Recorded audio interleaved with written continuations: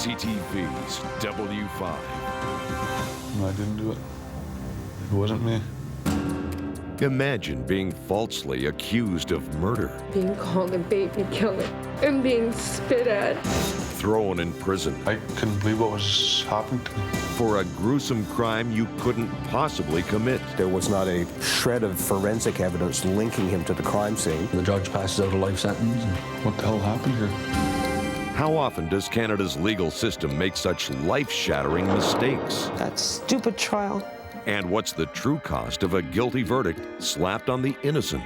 Panic attacks, nightmares. I even wanted to kill myself. In the eyes of the courts, Victor Mallory, Are you ever truly free of this? with Canada's wrongfully accused, I want an apology. trusted authorities Dead kids don't talk. who've made mind-boggling mistakes, Do you have any regrets? It's a disgrace to his profession.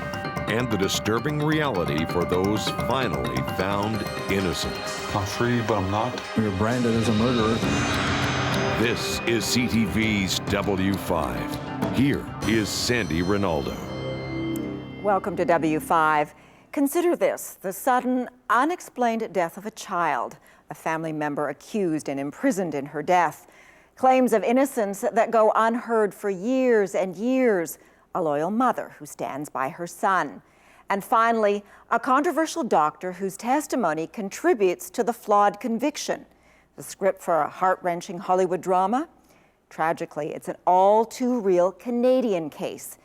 Bill Mullins Johnson is the central character in that real-life drama that was played out for the last 13 years. He spent most of that time behind bars for a crime that may never even have happened, as Victor Mallory reports, mainly because of the testimony of one expert witness.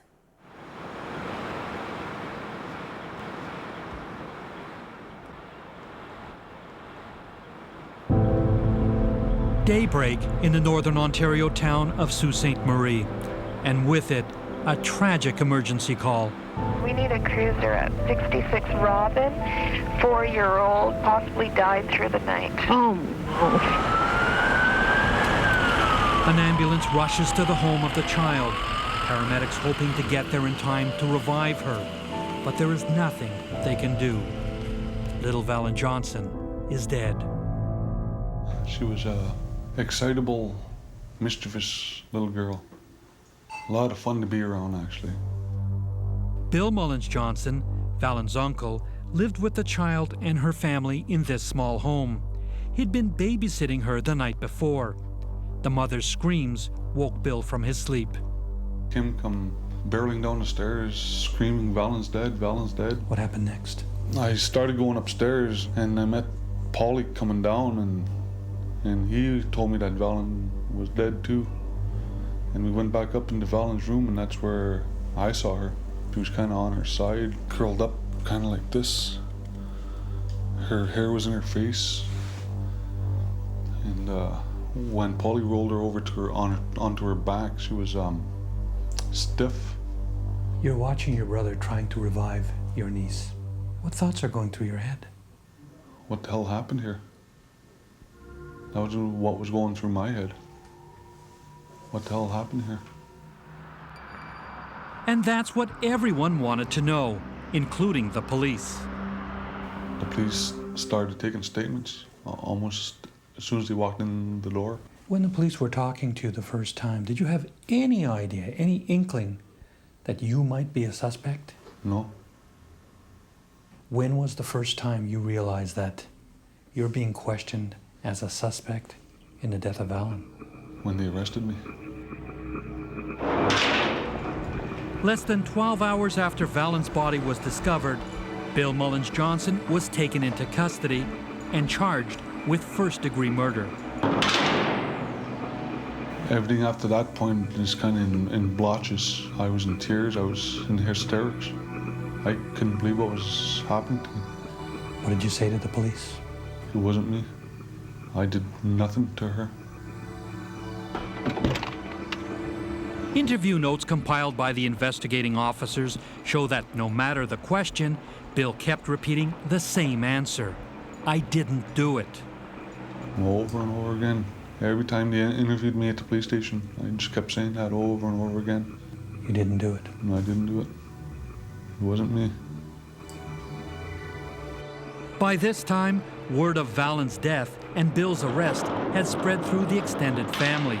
For Lorena Hill, Bill's mother and Valon's grandmother, the news was too much to take. My sister said I screamed for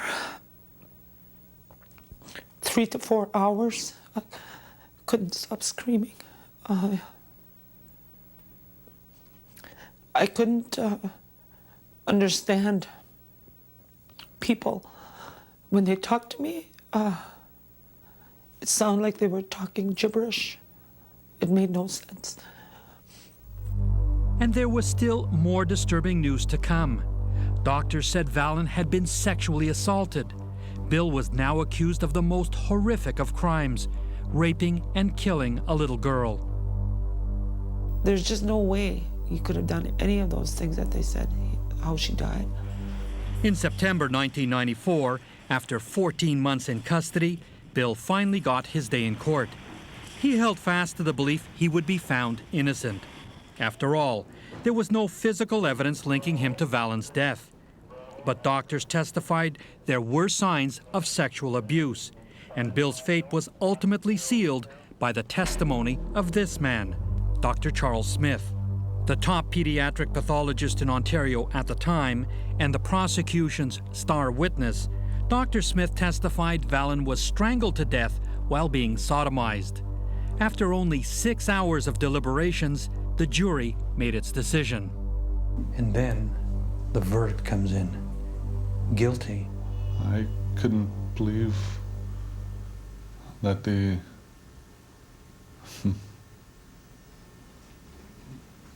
That they could have thought that you did this to Valon. Yeah. Guilty of first-degree murder, Bill Mullins Johnson was sentenced to life in prison with no chance of parole for 25 years. In the eyes of the courts, he killed his 4-year-old niece while raping her, a crime so horrific that he was quickly targeted for abuse by other inmates. For his own safety, he was transferred here to Warkworth Penitentiary in southeastern Ontario, a prison known for housing sex offenders. He was considered just another in a long line of killers, rapists, and pedophiles. For the next decade, this 11 by 7 foot cell was Bill's home.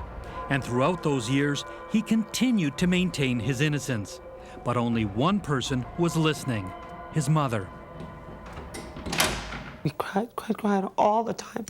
Rehashed that stupid trial every time we got together. By believing Bill, what happened to the rest of your family? Everybody just fell by the wayside. They left me alone. They would talk to me. A once close-knit family was torn apart. Other than Lorena, everyone, including Bill's 3 brothers, was convinced he sexually assaulted and killed Valon. In their mind, well, the police know what they're doing. Courts know what they're doing. And if they say Bill did that, Bill did that. And they believed he was guilty since then. So.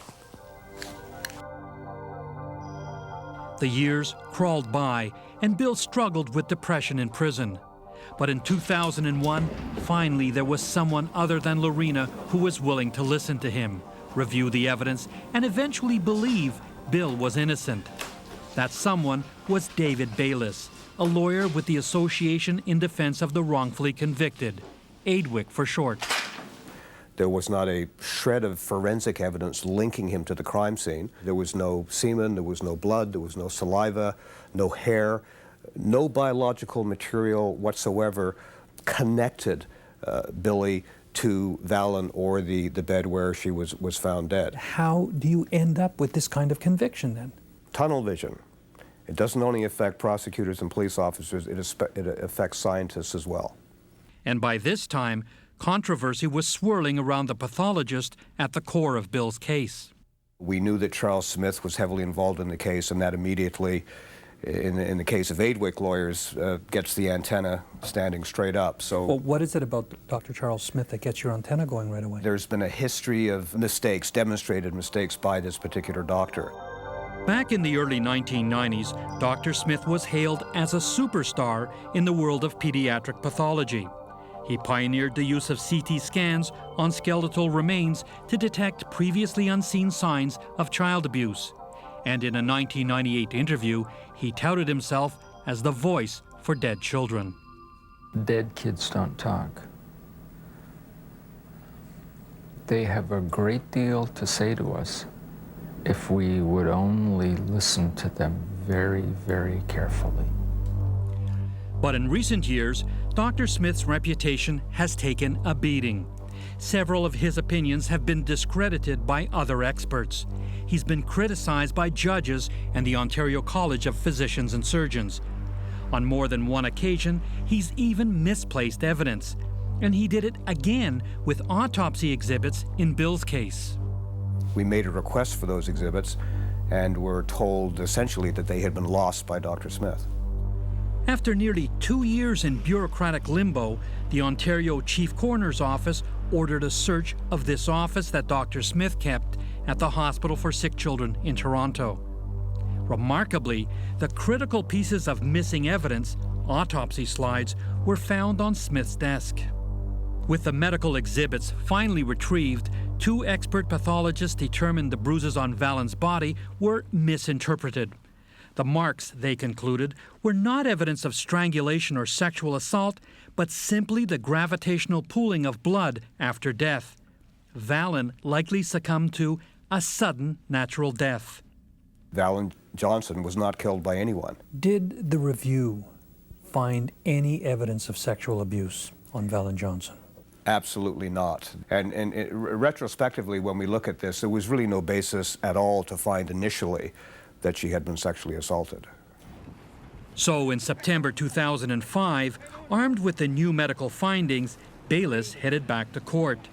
The federal justice minister immediately ordered a full review of the case. And after 12 years of hell in prison, Bill Mullins Johnson was released on bail pending the review. Then when I finally stepped out the doors there and I was looking up at the sky, and I forgot how blue the sky can be. And I just had to look at that sky for a little while. In the matter of a few hours, Bill went from an imprisoned and reviled child sex murderer to a media magnate. It was all a bit overwhelming. I hope that my family comes to understand. So many years your life is controlled. You feel like you're a fish out of water now? Until I get exonerated, the justice hand is still at the back of my shirt. Holding you. I'm free, but I'm not. It's a weird feeling, actually. Another weird feeling, returning home to Sault Ste. Marie. Today is the first time Bill's been back since he was convicted of killing Vallen. But he's not here to stay. What's it like being back after all these years? It's familiar, but it's not either. Things have changed, years pass, people move away, grow up. You've lived here all your life? Most of my life, yeah. Why leave? Why not just stay? After I got arrested and going through my trial and that, the public seemed to want my head on a pike. No longer feeling safe in his hometown, Bill, with Lorena by his side, is packing up and moving on, hoping the cloud of suspicion won't follow them to their next destination. What are your hopes, your dreams for the future? My big dream is that we come together as a family. I can't give up on it. I can't. You've never been one to give up. No. Darn hard, though. You lost a lot of years. You angry? Yeah, very angry. Very angry. Very resentful. All those years in prison, what did you lose out on? My prime years is what I lost out on. Early to mid-20s are the years you're supposed to finish school and start your career and find your place in the world. You know, start your family if that happens, you know, stuff like that. And I was robbed of that. I was right out robbed of that.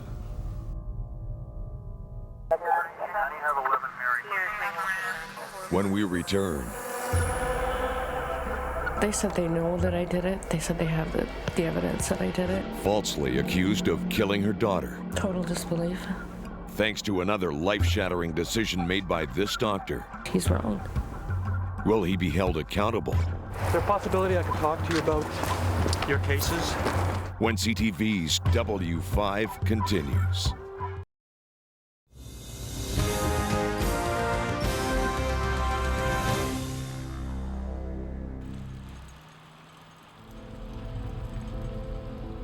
It's been 8 extremely difficult, lonely years for Louise Reynolds. Years spent mourning the loss of her 7-year-old daughter and trying to recover from a devastating accusation. Faulty conclusions by forensic pathologist Dr. Charles Smith saw Louise imprisoned and publicly vilified, wrongfully accused of murdering her daughter. The day she died,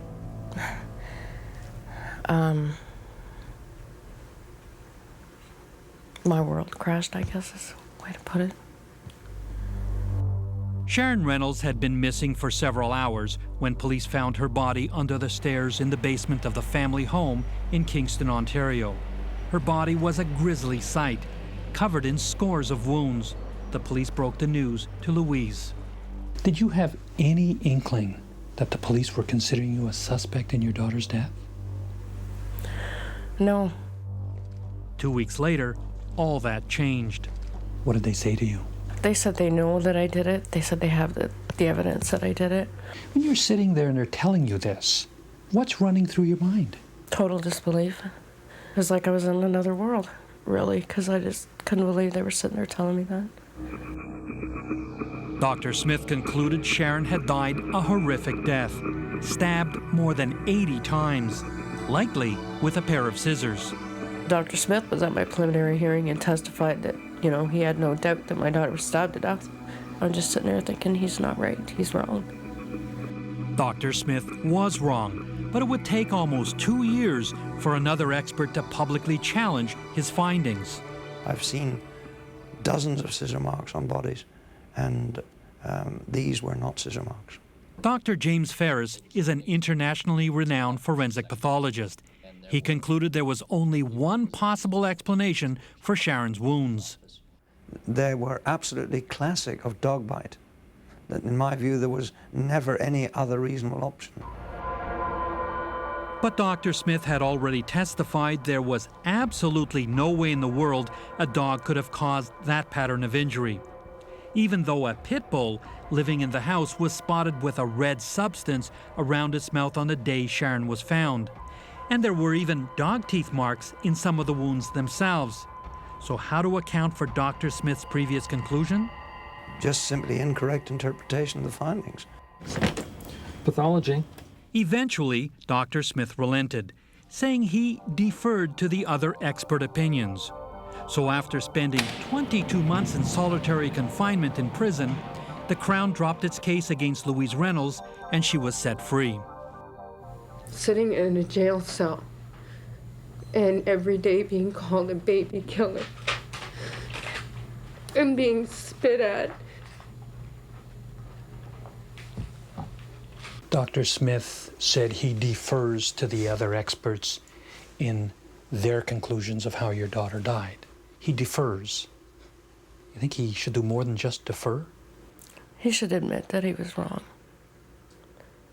And that, you know, he knows they're right.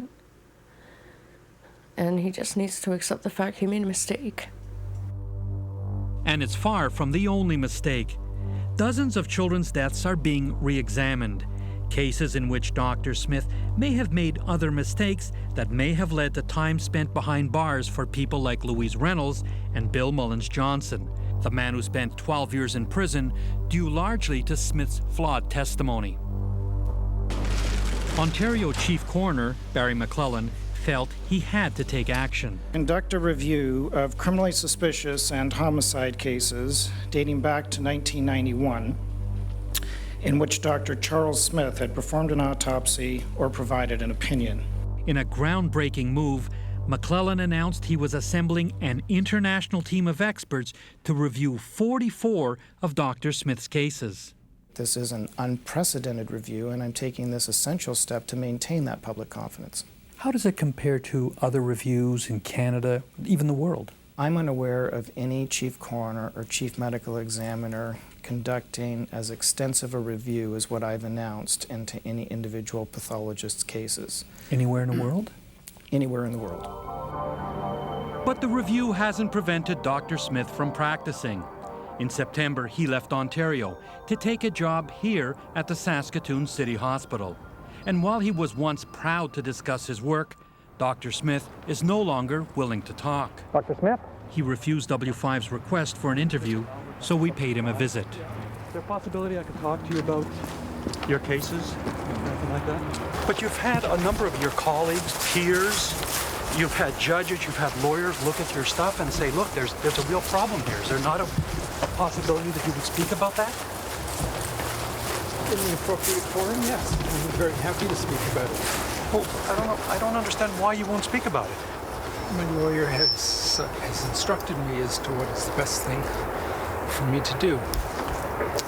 And I'm doing exactly what the wise counsel is that has been given to me. One last question, Dr. Smith. Do you have any regrets? Do you have any regrets at all? 6 weeks later, his contract was terminated. But that doesn't satisfy Louise Reynolds. Still with no answers and no apologies, she's decided to take Dr. Smith to court. You're suing Dr. Smith. What are you hoping to gain from that? I've said this from the start of this lawsuit. I want an apology. But are you ever truly free of this? No. Sharon was my world. And she will always be my world. And if it wasn't for me fighting for justice for her, I'd probably be with her. Because there's nothing here for me anymore. It's all gone. As for Bill Mullins Johnson, he's got a job now, working in shipping and receiving. While he tries to focus on the future, he can't help but dwell on the past. So what does he have to say about Dr. Smith, the man he believes cost him more than 12 years of his life? It's a disgrace to his profession. Disgrace. His first oath as a physician is to do no harm, as far as I know. And that's all this guy's done for the last 12 years.